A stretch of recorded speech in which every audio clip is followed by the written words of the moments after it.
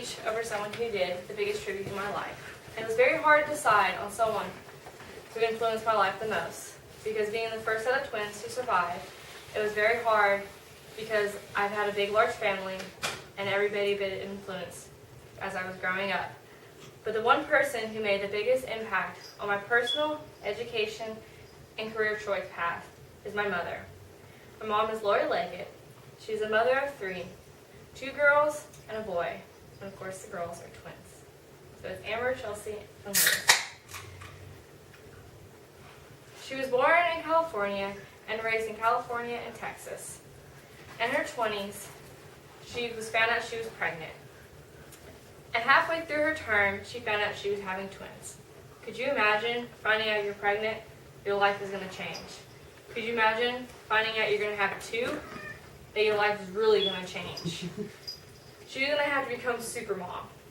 2 places at once, everything by 2s. Not just by, oh, here, let's just feed 1 kid and take a nap. Everything by 2s. So during my childhood, I believe my mom could do it all. Everything was possible through her. There was nothing she couldn't do. And I'm a big believer of the phrase, moms can do everything. So, my mom is like a superhero. She managed to work and take me to all those extra events. And I mean all, such as sports, and sports alone is a list. Like volleyball, flag football, basketball, and cross country. And I didn't just do one every year and trade off. It was more like all of them, all year round. So there was never a day break. It was 5 a.m. to cross country practice and late nights for the heifer shows.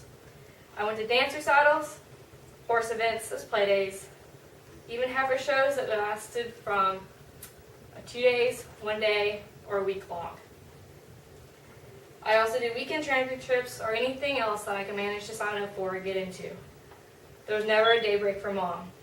If it was a day off from work, it was a day on for us kids.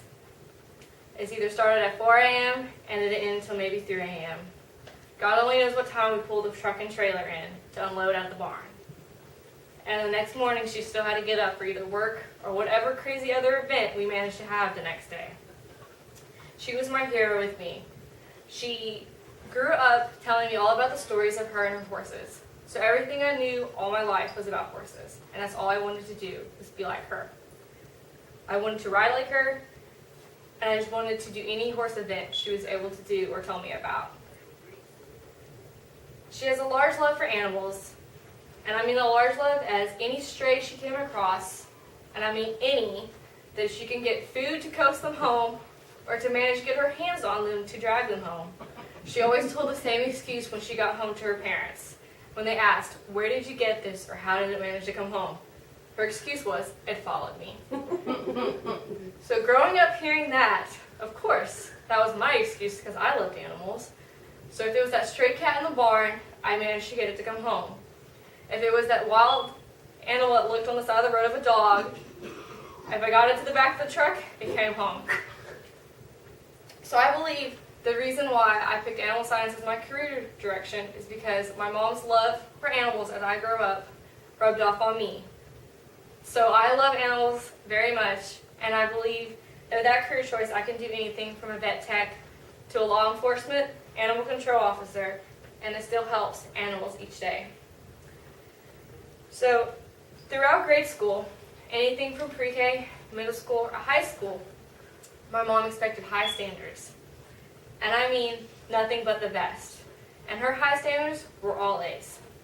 But realistically, all A's and a few B's.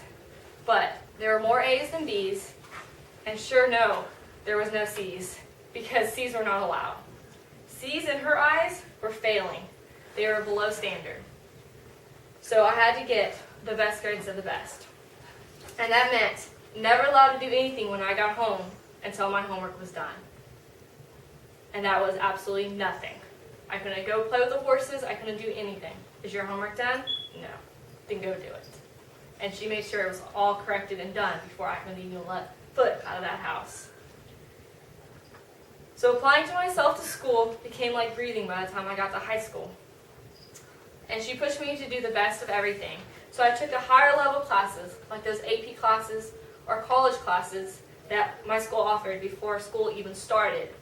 So add to the list of early morning cross-country practice, then college class, and then normal school for us high school kids. So she forced me to do the best, and she made me apply myself with high standards, which I appreciate because applying myself to those high standards, college was an option for me. It wasn't just stay in the small town and do nothing, ever. It got me out of here. And I'm thankful that she was my superhero and raised me with values. And I'm glad that she was able to manage chaos. Raising twins, what could possibly ever go right as planned? So, thankful that she didn't give up on us, and she stuck to her morals and standards that she implied in us. And she forced me to do good in school, no matter how hard or whatever crazy excuse I came up with why I didn't want to do good in something, or how it was just impossible to get a good grade. And I'm thankful she raised me how she raised me, and she was my superhero and never gave up on me.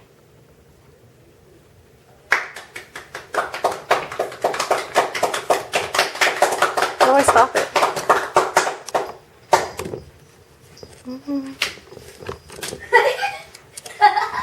Do I stop it?